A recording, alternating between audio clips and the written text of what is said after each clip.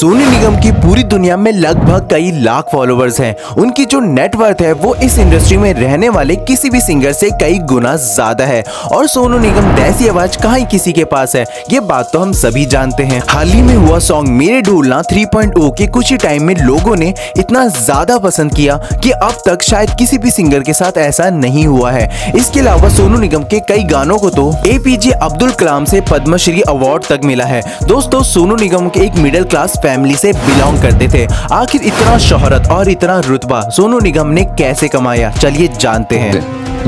तो एक बात उन्होंने मुझे कही थी जो मैं सबको कहता भी हूँ, या तो अभी मस्ती कर ले और बाद में धक्के खाना, या अभी धक्के खा ले बाद में ऐश करना।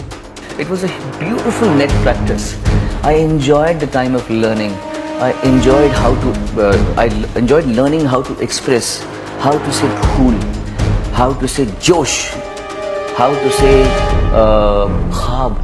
ये बात है उन दिनों की जब आपको बॉलीवुड में सिंगर बनना होता था तो आपको एक हाई क्लास फैमिली से बिलोंग होना बहुत जरूरी था। इन शॉर्ट बोले तो बॉलीवुड में नेपोटिज्म का बोलबाला था, फिर चाहे वो एक्टिंग हो या फिर हो सिंगिंग का करियर। इसका मतलब ये बिल्कुल भी नहीं है कि उस टाइम कोई अच्छे सिंगर नहीं थे। सिंगर तो एक से एक थे, जैसे लता मंगेशकर, उदित नारायण, मोहम्मद रफी, आशा भोसले, जिन्होंने ब्लॉकबस्टर गाने गाए हैं उस टाइम कि आप सोच भी नहीं सकते। लेकिन फिर भी अगर आप एक नए सिंगर थे उस टाइम तो आपको एंट्री मिलना काफी मुश्किल था।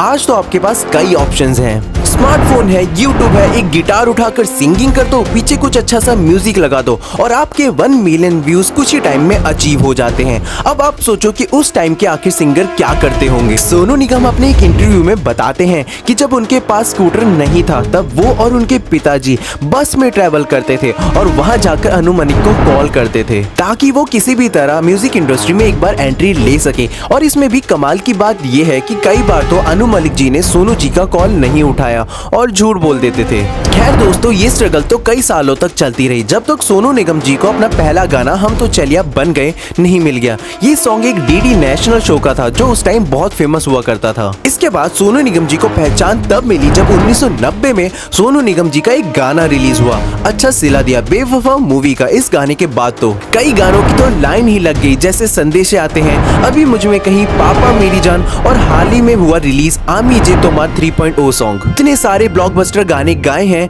कि किसी भी सिंगर से ज्यादा क्यों लोग सोनू निगम को पसंद करते हैं शायद अब आपको समझ आ ही गया होगा।